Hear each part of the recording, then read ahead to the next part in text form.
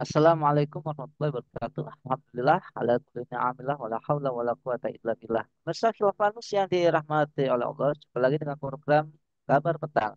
Hari ini kita akan membahas tema-tema terkini dengan narasumber yang kredibel tentu saja dari sudut pandang Islam. Inilah Kabar Petang, selengkapnya.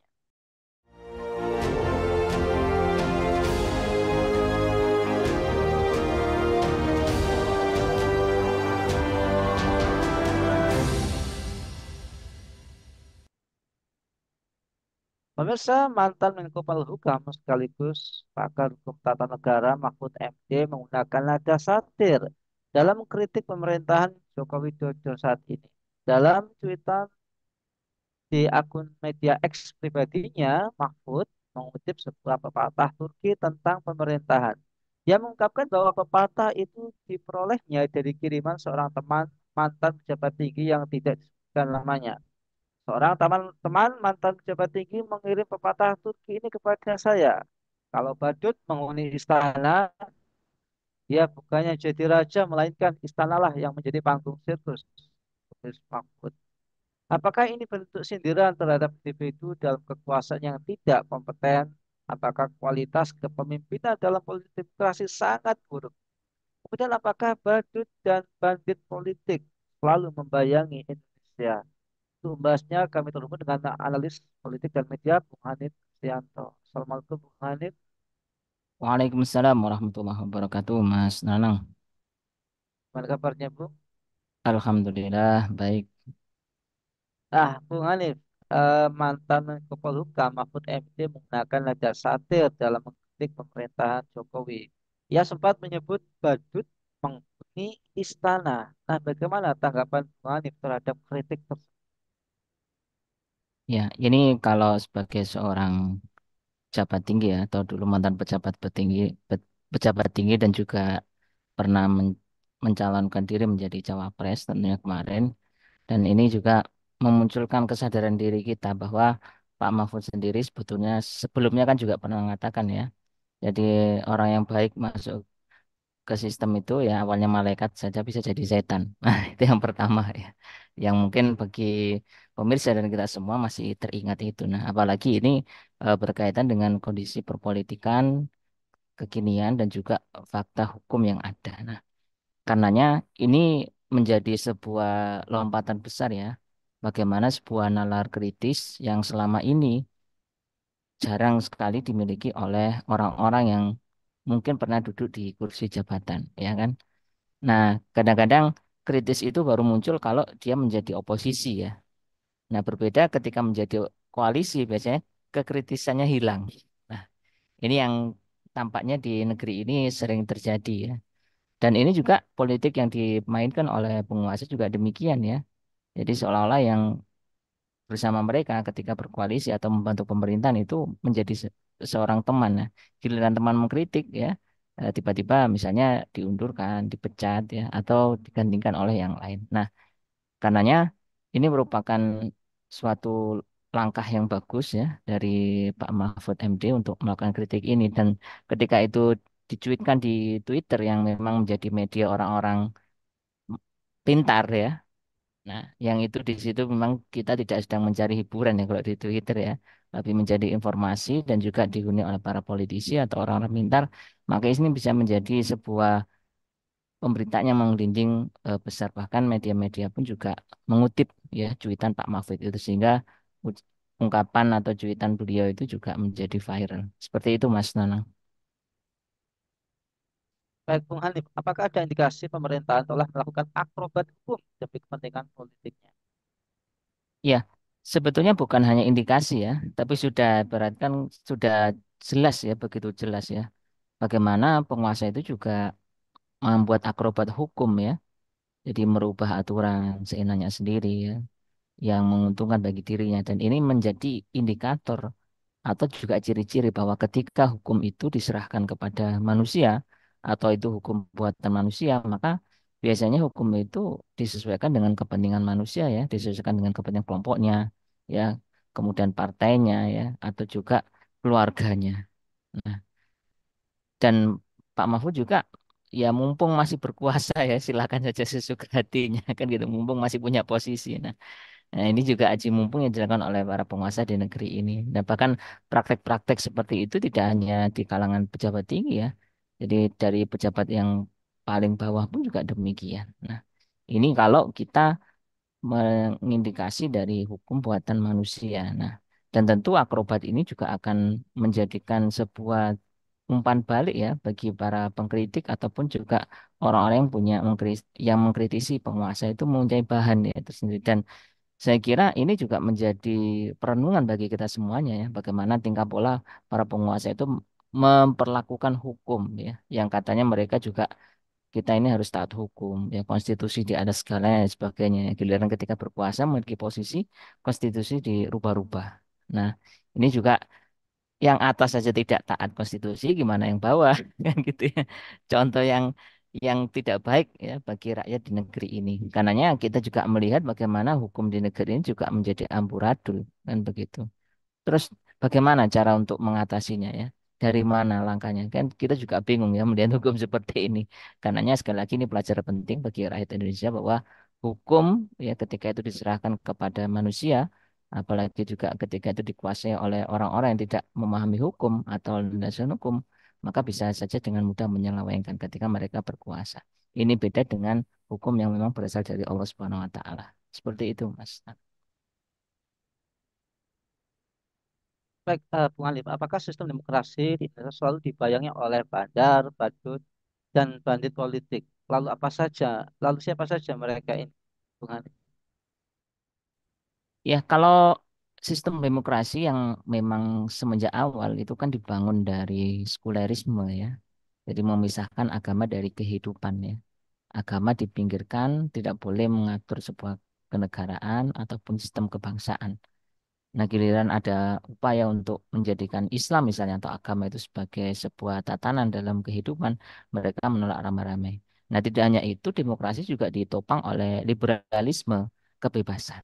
Nah, karenanya apakah itu mau badut, mau bandit ya, mau istilah-istilah yang lain dalam perpolitikan misalnya oligarki dan sebagainya, itu senantiasa akan berputar di sekitar sistem politik demokrasi. Nah, alhasil ketika suatu negara itu mengambil sistem demokrasi, maka kepentingan-kepentingan yang tidak baik, ya kalau kita katakan begitu, maka itu akan senantiasa dimasukkan ya atau juga ini merayu kepada penguasa untuk menyelewengkan kekuasaannya. Dan sekali lagi di Indonesia sudah tampak itu ya, bagaimana memerankan ya ketika misalnya batas usianya itu kemudian dirubah ya, kemudian membangun sebuah dinasti politik ya dan juga kepentingan para oligarki ya negeri ini ya dengan undang-undang yang memang tidak pro rakyat lebih menguntungkan kepada mereka. Nah, alhasil ya ini kita tidak bisa mengatakan kondisi politik demokrasi di Indonesia itu baik ya. Ya ternyata lebih buruk. Bahkan ini adalah pilihan terburuk kalau sebuah negara itu mengambil sistem demokrasi ya. Makanya tidak ada gunanya ya suatu negara ketika mengambil demokrasi bahkan ketika suatu negara itu mengambil sistem politik demokrasi ini bisa jadi itu menjadi jalan menuju kepada kehancuran. Nah, itu. Ya, Bung Hanif, apakah dalam marketing politik demokrasi, politik tidak lagi ditentukan oleh arus bawah, tetapi oleh rekayasa dan investor politik? Apakah investor politik itu ini berperan sebagai aktor intelektual politik, Bung Hanif? Ya, kalau kita cermati ya di dalam model sistem politik demokrasi ya, bagaimana dia dipasarkan ya, di marketing ya, ya di dalam setiap pemilu, misalnya jargon dari rakyat oleh rakyat untuk rakyat, ya kemudian rakyat itu dipaksa untuk memilih, memilih yang sebetulnya mereka tidak ingin memilih. Nah, bahkan kondisi di masyarakat juga di kalangan rakyat itu sudah timbul apatis ya. Mereka sebenarnya tidak mau memilih kecuali mau dikasih sebuah suapan ya atau uang ya, uang pengganti untuk bisa datang ke TPS dan sebagainya. Dan tentu siapa yang bisa membiayai dengan uang sebesar itu ya, misalnya setiap orang dikali 50 bahkan saya temukan di lapangan itu saja, Masya Allah ya, untuk jadi anggota DPR misalnya sampai habis 7 miliar kan begitu ya. itu untuk mendanai ya, orang, kemudian kampanye dan sebagainya. Nah, ini yang perlu kita cermati bersama-sama. Nah, bahkan investor politik ini ya dalam wujud yang memang dia tidak biasa, tidak menampakkan dirinya ya, karena memang itu mereka inginnya ya apa yang mereka lakukan di negeri ini misalnya untuk melindungi kerajaan bisnisnya atau usahanya, yaitu mereka nyewa tangan-tangan tadi. Nah, sayangnya penguasa di negeri ini itu kadang-kadang menjadi kaki tangan ya para investor politik itu. Nah, alhasil ya bagaimana mereka itu peduli kepada rakyat ya. Yang terfikir apa? Bagaimana mereka mengayakan diri sendiri, kelompoknya, elit politik di antara mereka dengan menghisap darah rakyat. Ya. Ya, contoh yang banyak sekali saat ini ya. Ada tapera, ya, kemudian juga ada beberapa hal-hal yang kita itu seharusnya menikmati itu, tapi kita tidak bisa menikmati. Nah, rakyat sekali lagi di dalam sistem demokrasi itu menjadi objek pesakitan. Makanya rakyat ini harus memiliki kesadaran begitu ya. Jadi bagaimana mungkin demokrasi akan menyejahterakan Anda kan? Sebaliknya demokrasi akan menyengsarakan kehidupan ini ya. Karenanya ini yang harus kita waspadai betul ya. Jadi apa yang menjadikan penguasa itu kemudian direkayasa oleh investor politik ya. Alhasil apa? Rakyat sebenarnya tidak memiliki pilihan, tidak bisa menentukan kan gitu. Bagaimana kan gitu. Dan ini kan juga tidak logis kan gitu kan. Jadi ketika mereka bicara dari rakyat oleh rakyat untuk rakyat, rakyat yang mana kan gitu. Nah, ini harus dibangun sebuah pemikiran politik yang benar di tengah-tengah rakyat Indonesia ya. Sehingga rakyat Indonesia tidak lagi mudah terkecoh, tidak lagi mudah untuk memilih ya orang yang memang tidak amanah, orang yang tidak taat syariah, orang yang tidak taat Allah dan Rasulnya ya.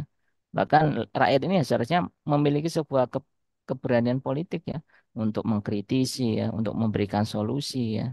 Tentunya solusi yang sahih dan solusi sahih itu ya tentunya dari Islam. Nah, seperti itu Mas Nanang. Baik, Bung Hanif, apakah dengan adanya bandit badut, aktor bandar gitu ya, ini apakah menjadi penanda bahwa peran rakyat itu tersingkirkan dan mereka hanya menjadi pemandu sorak dalam politik? Lalu apa solusi tuntasnya, Bung Hanif? Ya, jadi kalau kita lihat dalam sebuah bangunan ya, sistem demokrasi itu kan memang rakyat itu di kelas paling bawah, ya kan? Dan yang kedua itu kan politisi, yang atasnya lagi itu kan para penguasa yang memang dan atasnya penguasa biasanya adalah para kapitalis kan gitu ya. Atau kalau tadi kita sebutkan para bandit-bandit politik ya, yang memang mereka menggunakan seluruh daya kekuatan uang ya, kemudian pengaruh dan sebagainya itu untuk menyetir para penguasa yang ya kita tidak tahu ya kenapa ya para penguasa itu mau begitu ya. Seperti melakukan seperti itu ya seolah-olah tuannya itu ya mereka gitu ya. Nah, rakyat ini kan hanya jadi stempel saja ya, Bung Nanang dan juga pemirsa. Coba kalau kita cermati dalam setiap kebijakan itu kan, ini kan demi rakyat, ya. Menaikkan pajak itu demi kesejahteraan rakyat, ya kan? Kemudian misalnya menaikkan harga BBM untuk rakyat. Nah, faktanya rakyat itu bertambah berat ya.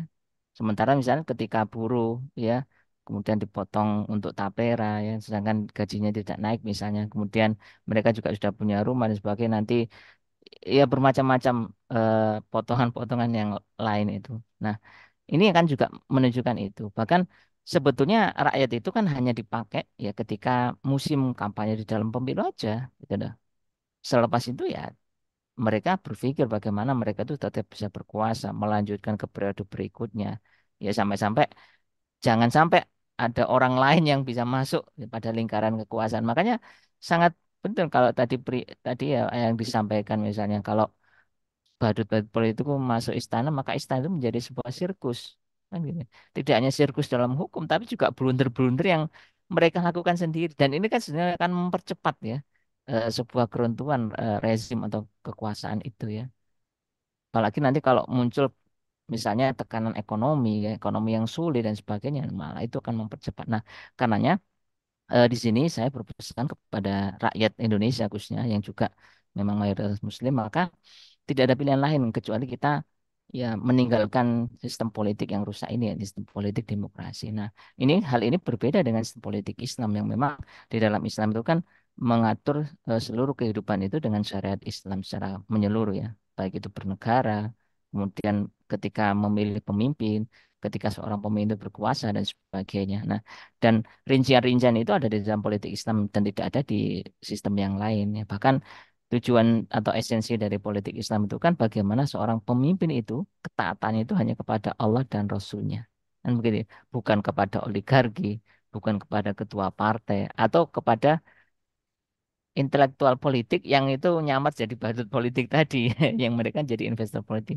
Tapi ketaatan Allah dan Rasul. Nah, ketika penguasa atau pemimpin di negeri ini taat kepada Allah dan Rasulnya, maka dia akan takut ya, ketika nanti di yaumil hisab kelak. Nah, jangan sampai menjadi seorang pemimpin yang merugi, yang muflis, ya kan?